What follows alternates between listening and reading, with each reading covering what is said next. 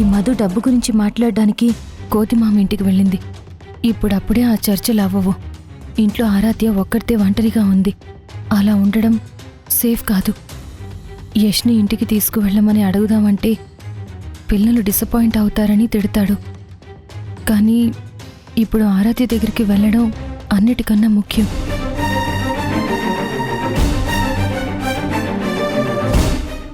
అమ్మా,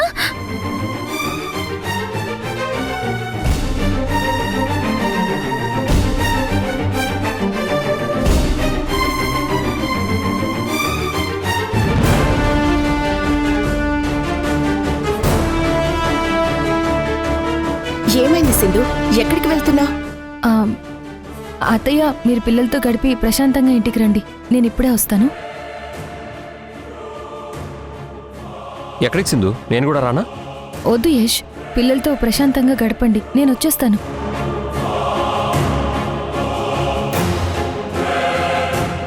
మీరు కానివ్వండి. సరే పిల్లలు, బాయ్. బాయ్ అమ్మా.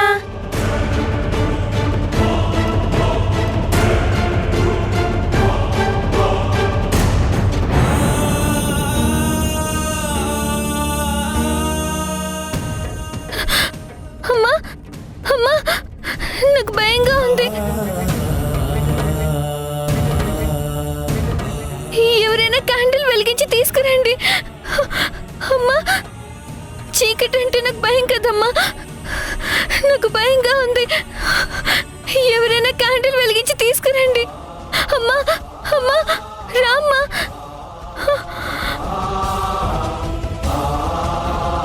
అమ్మా, రామ్మా.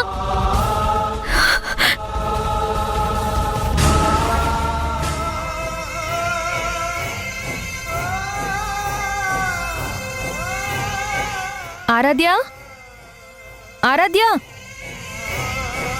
ఆరాధ్య,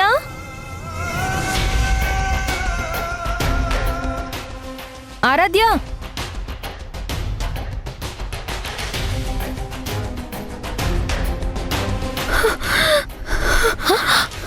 ఆరాధ్య, ఆరాధ్య, ఆరాధ్య, అమ్మ ఆరాధ్య, కళ్ళు తెరవమ్మా.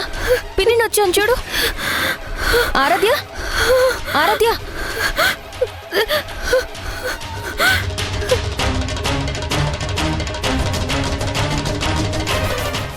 Hello, ambulance.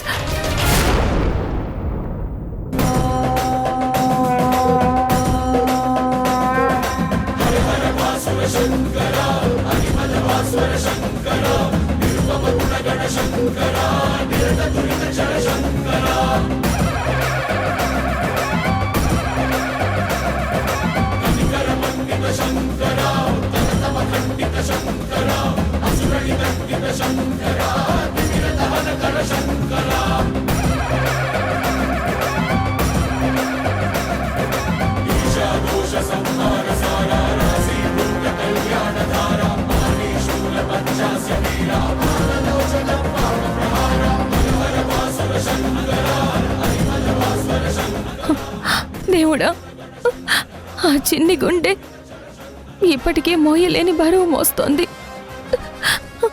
తల్లిని పోగొట్టుకుంది. తండ్రి ఇవ్వాల్సిన భరోసాకి దూరం అయ్యింది. మనసు నిండా భయాలు, అభద్రతలు, అపోహల మధ్య నలిగిపోతోంది. ఇంకా దాన్ని కష్టపెట్టకు తండ్రి. తట్టుకునే శక్తి తనకి లేదు. తనకేదన్నా అయితే నా గుండె కూడా ఆగిపోతుంది తండ్రి. అవసరమైతే నా ప్రాణం తీసుకుని తనకి ఊపిరిపై తండ్రి.